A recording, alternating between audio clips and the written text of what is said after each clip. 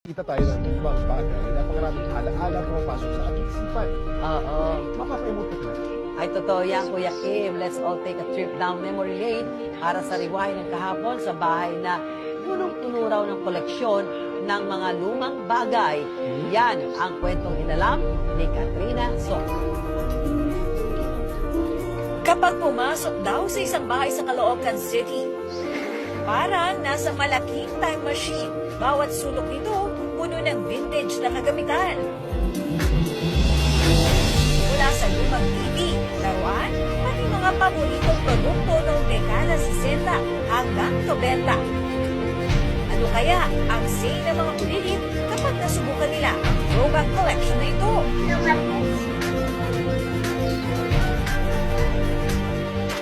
Magsasampung taon na nangongolekta ng lumang kagamitan ang 45 anyos na si Luis Serrano.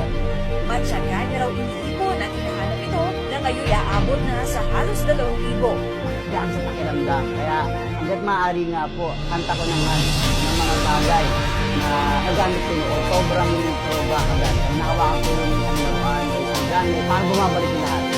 Ang unang vintage toy ni Louie, ang laruang robot na dati pinakita sa TV sa piso-piso niya.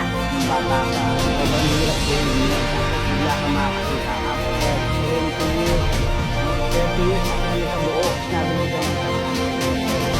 Mula dito, nabuhay ang interes ni Louie na mangolekta ng mga bagay na kinakilala. Nangolekta yung sili ng games, sikat na lumang produkto, telebisyong debit, cassette player, at pati cellphone. Marami sa mga ito, maganda ang kondisyon at gumagana pa. Nakadepende raw sa kalidad at taon ng presyuhan ng vintage items. Kung susumahin, aabot na raw sa halos 300,000 ang halaga ng kanyang koleksyon. Ang kinukolekta ko lang, yung mismo ako mismo naka-experience, nakawakan ko, yung baka. Pinakamura ko nabili, just like that. Kita, yung pinakamahal, sa 7,000.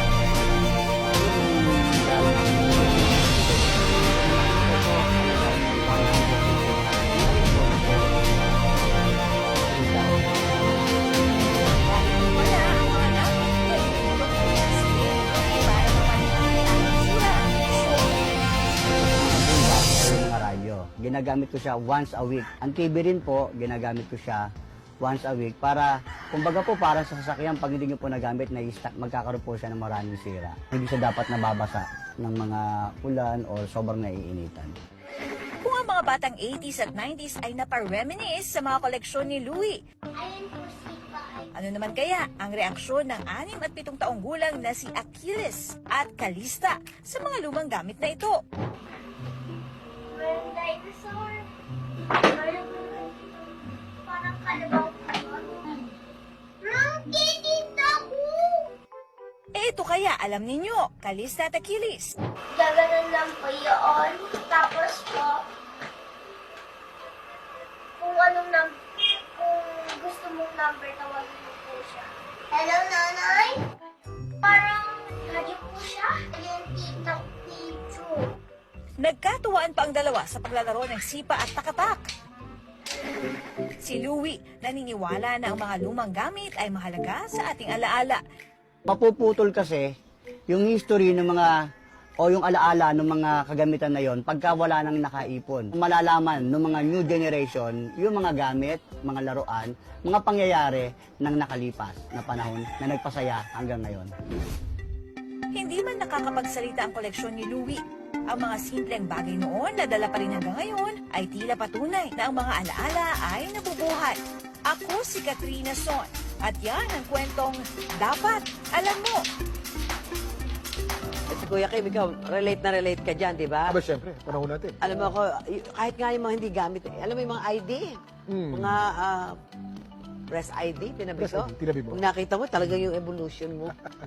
Ako naman, Makikita mo. yung mga anak ko puro Gen Z yan eh. Oo. Pinakitaan ko mismo ng kaset. Ah. Hindi nila maintindihan ko ano yung kaset. Oo, yeah, Oo. yung mga gamit, yung mga, ano nga, yung mga video player, mga ganyan, mga lumang television. Betamax. Hindi nila alam yan. Naku, Oo, hindi nila yan. alam. Pinaliwanag ko pa. Lalo na yung rotary telephone. Oh. Yung winawind na ganyan. Hindi sila makarelate talaga.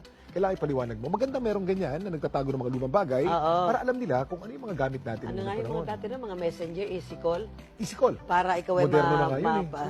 Kasi nung panahon natin, walang ganyan.